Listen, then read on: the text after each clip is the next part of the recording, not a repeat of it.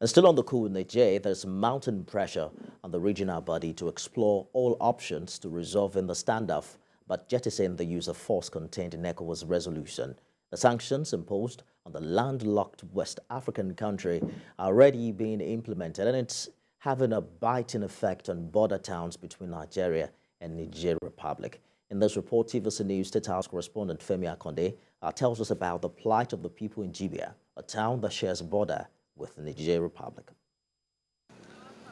The impact of ECOWAS sanctions on Niger Republic is taking a toll on residents along the border towns between the landlocked country and Nigeria. Already there is growing tension in these communities as they count down to the expiration of the regional bloc's ultimatum for Niger's coup leaders to restore deposed President Mohamed Bazoum or risk military intervention. Jibia shares border with Niger Republic. This town that seems to be enjoying respite from attacks by armed bandits and terrorists is now facing an economic meltdown, and that could get worse if ECOWAS continues to tighten the noose on the neck of the military coup plotters in Niger Republic.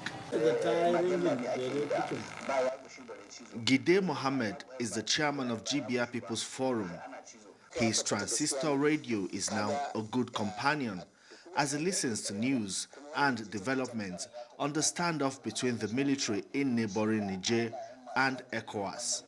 He is worried that the coup plotters have called the bluff of the regional bloc and are willing to damn all consequences. Not in support of this situation. And they too find it very difficult for their life it has affected their lives and all ramifications.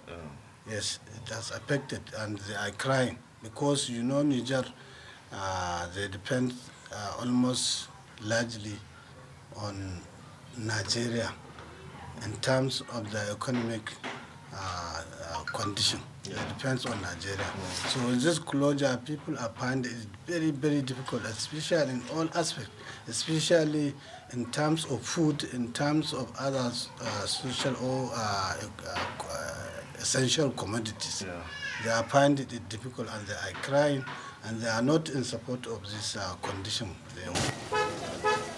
Here in Jibia open markets, most of the food items sold are brought in from Niger Republic through the land border.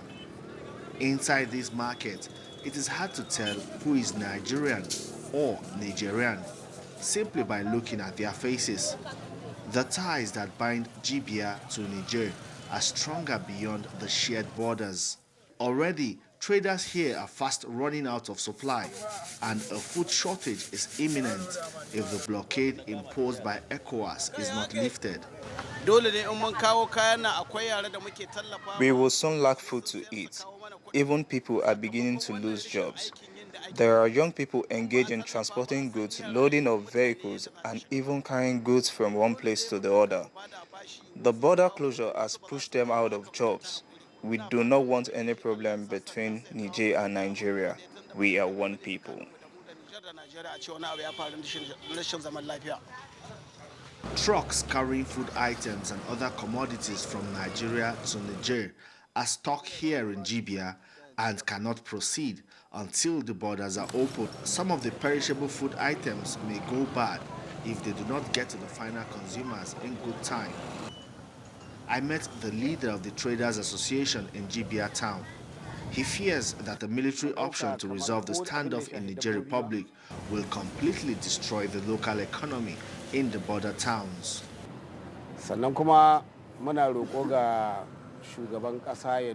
want the president to look into the matter and seek an amicable resolution. We do not want war in Niger. Whatever affects Niger will affect us too. We all feel uneasy around here. No one likes war. You only know the beginning but not the end.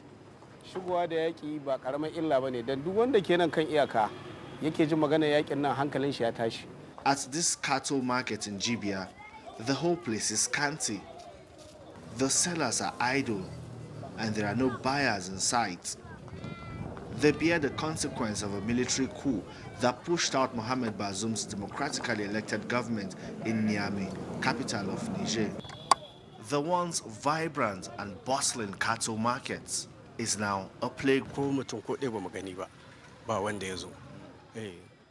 Many people come to this cattle market to make ends meet. Suddenly, the whole value chain around the market has disappeared. We want a political solution to the military standoff in Niger. It is possible.